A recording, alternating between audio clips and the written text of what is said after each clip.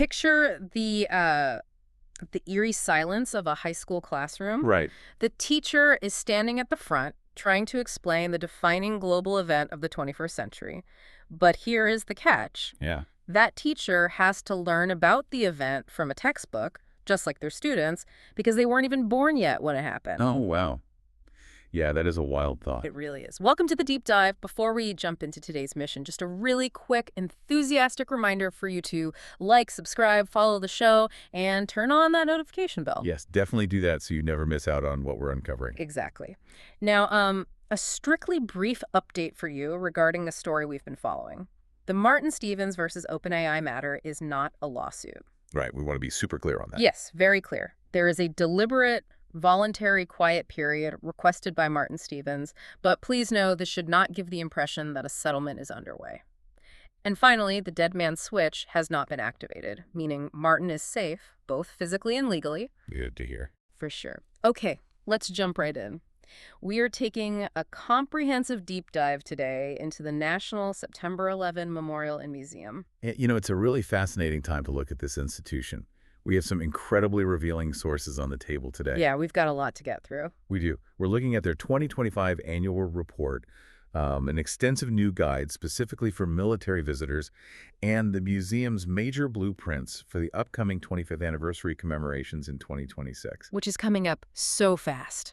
And the mission for our deep dive today is to help you, the listener, really understand how this monumental physical site is evolving. Right, because it has to evolve, right? Exactly. It's trying to bridge this massive generational gap. Like, how do you take a day of raw, lived trauma and turn it into a profound educational experience for those millions of people who just, they have no personal connection to it? You're touching on what is really the central crisis of public memory. I mean, when an event happens, the immediate aftermath is defined by collective grief. Right. Everyone just feels it. Exactly. Yeah. But as time passes, you literally run out of people who actually hold those firsthand memories. Which brings us to a staggering statistic from that 2025 annual report. I mean, this blew my mind. It's a big number. It's huge. Nearly 100 million Americans alive today have absolutely no lived memory of 9/11. 100 million. Yeah, it forces a complete structural shift in how an institution like this operates. Because you can't rely on the old methods. Right. You can't rely on a visitor walking through the doors and just filling in the emotional gaps with their own flashbacks. They don't have memories of watching the morning news that day. Because they weren't there. But the engagement numbers are still massive. The report noted 2.4 million museum visitors and 11.3 million memorial visitors just in the last year. It's incredible foot traffic. It really is. But out of all those numbers, the milestone that literally stopped me in my tracks was from their Summer Institute for Educators. Oh, the professional development program. Yeah, exactly. So in July of 2025, they welcomed their very first teacher participant who was born after the 9/11 attacks. Wow. A teacher. Right. Okay, let's unpack this because it is a fascinating and honestly a pretty jarring societal pivot. It really reorients how you think about time. Totally. We're reaching the exact same point with 9/11 that previous generations reached with Pearl Harbor or the moon landing. Right, right. The authority figures in the room no longer possess the lived experience. They're learning it as history. And if we connect this to the bigger picture, Yeah. this is precisely why the museum's core mandate has fundamentally changed from, commemoration to education. It's a huge shift. It is. For the first 20 years, the primary function of the site was really to serve as a physical space for gathering and mourning. A place to grieve. Yes. But grief is a temporary cultural glue. If the museum doesn't actively construct public memory, if they don't act as a translation engine. A translation engine, I like that. Yeah, they have to convert that raw emotional data into a historical curriculum. Yeah. Because if they don't, the promise to never forget won't actually survive the generational turnover. Which is a terrifying thought, honestly. But when you look at the exhibitions planned for 2025 and 2026, they are taking some completely unexpected angles to do that translating. They really are. It's not what you'd expect. No, not at all. They are utilizing tools I never, ever would have associated with that Tuesday morning. They're finding universal cultural languages to kind of bypass the sheer, overwhelming horror of the event. Right. Take the upcoming 2026 exhibit called The World's Game, Soccer and 9/11. Such an interesting choice. Right. At first glance, looking at the sources, I couldn't figure out the connection. But it explores how soccer seasons worldwide were suspended immediately after the attacks. Everything just stopped. Everything. And then when play resumed, the sport became this incredible space for global resilience. And the timing on that exhibit is very deliberate. Oh, completely. It's leading up to the 2026 World Cup, which is being co-hosted in the U.S. Right, with a final game played just miles away from the World Trade Center site. Exactly. It's so poignant. It's a highly strategic narrative choice by the museum. I mean, think about the mechanics of sports. Okay, yeah. When the world suddenly feels entirely chaotic and devoid of rules, a soccer match provides a strictly controlled environment. That makes a lot of sense. Right. It has boundaries, a referee, and predictable physics. By focusing on how communities use these games to fundraise and gather, the museum demonstrates societal recovery in a way a teenager today can easily digest. Because they speak soccer. Exactly. They already speak that language. Then there's another 2026 exhibit called Responding in Ink, which looks at how comic book artists and graphic novelists grappled with the horror. This one is really powerful. It is, but I have to push back here for a second. What stands out to you when you think of how history is taught? Because part of me wonders, doesn't putting comic books into a 9/11 museum risk trivializing the worst terrorist attack in American history? I completely see why the juxtaposition feels jarring at first. It feels almost too light. Yeah, exactly. Like comic books and 9/11. But consider the psychology of a young mind confronting mass trauma. If you march a middle schooler through a timeline of geopolitical terror, their brain will often initiate an emotional shutdown. Oh, sure. It's simply too vast and too dark. Right, it's paralyzing. So these exhibits act as a side door into heavy history. Responding in Ink points out a crushing reality on 9/11. No fictional superheroes swooped down from the sky. It was just real, ordinary people. Exactly, just real people. The ink in the panels provide a recognizable framing device. It allows a younger audience to process the heroism of first responders through a mythological lens they are already comfortable with. Ah, I see. So it strips away the dense political context that might alienate them and focuses entirely on the human element. Precisely. And we see the exact same mechanism in their 2025 exhibit, Drawing Meaning. Oh, the children's art one. Yes, that one examines how children from all over the world used art to process the trauma. When you look at those archival drawings, you don't see complex geopolitical analysis. No, you see kids drawing the Twin Towers with massive Band-Aids on them. Right, or sketching enormous fire trucks to project a sense of safety. It teaches the resilience of that period by showing today's youth how their peers from 2 decades ago tried to heal the world with crayons. Wow. It's really meeting the audience exactly where they are. It has to.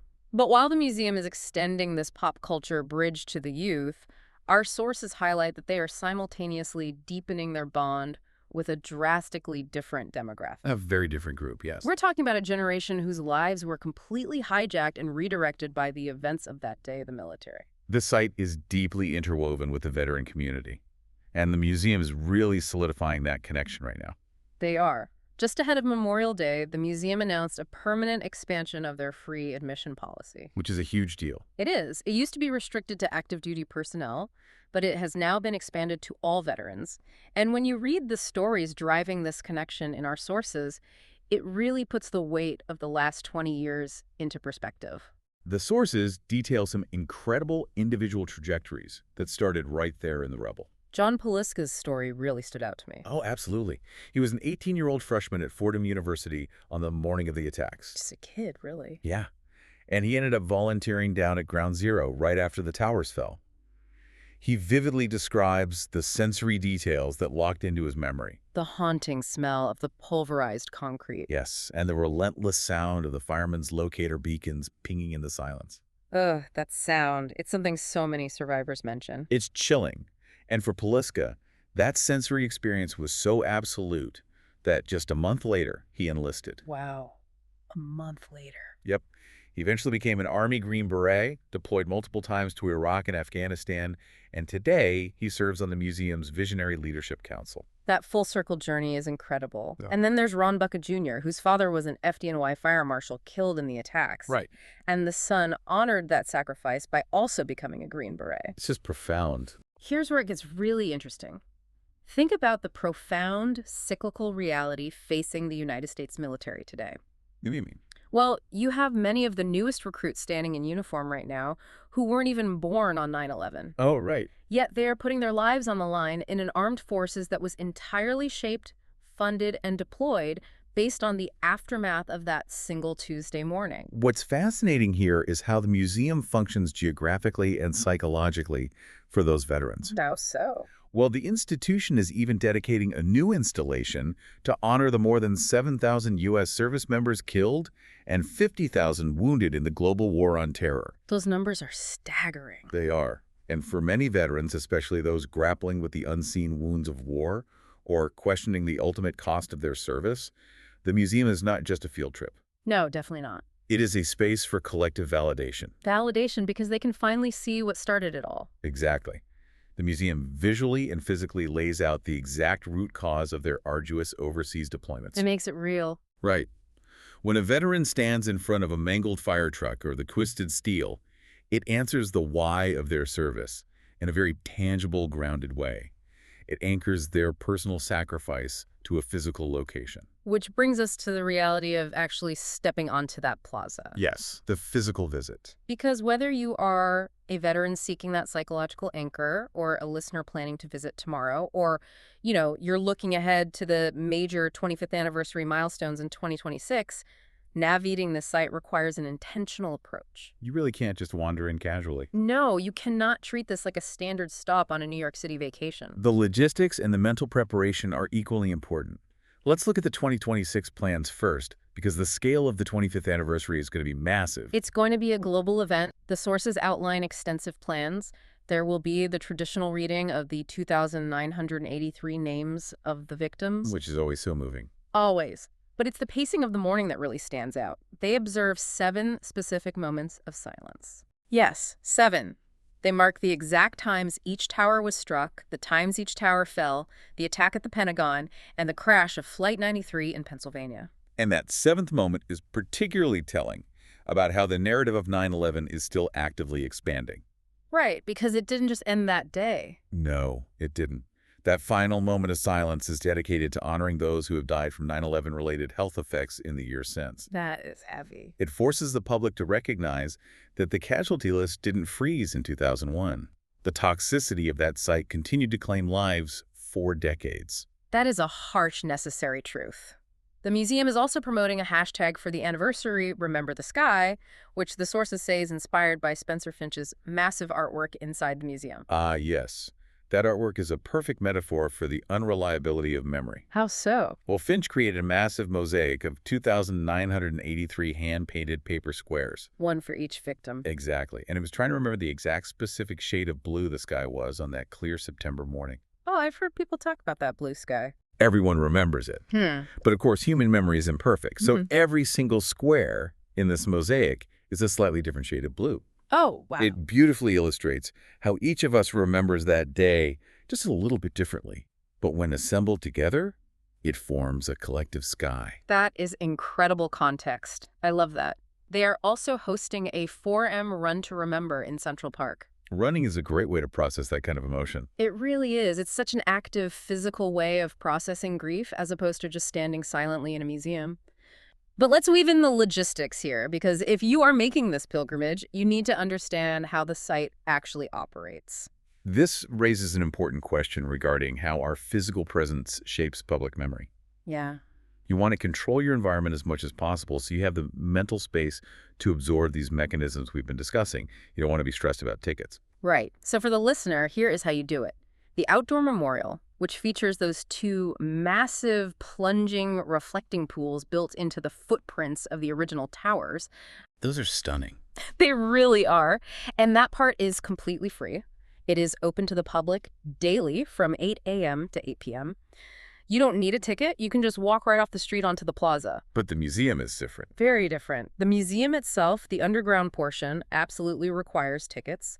It's open 9 a.m. to 7 p.m., but note that it is closed most Tuesdays, and the last entry is strictly cut off at 5:30 p.m. And for the veterans listening who want to utilize that expanded free admission we talked about, the sources are very clear on the friction points at the door. Yes, do not get caught off guard here. You cannot just show a digital photo of your ID on your phone.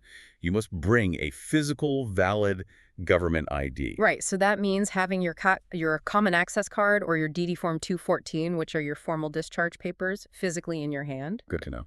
Also, keep in mind that the free admission generally applies to the veteran alone, meaning dependents will usually need to purchase standard tickets. Getting those details right allows you to just focus on the environment, because the architectural transition of the museum is so deliberate. It really pulls you in. It does. You start in the bright light of the city, and you slowly descend underground into the bedrock.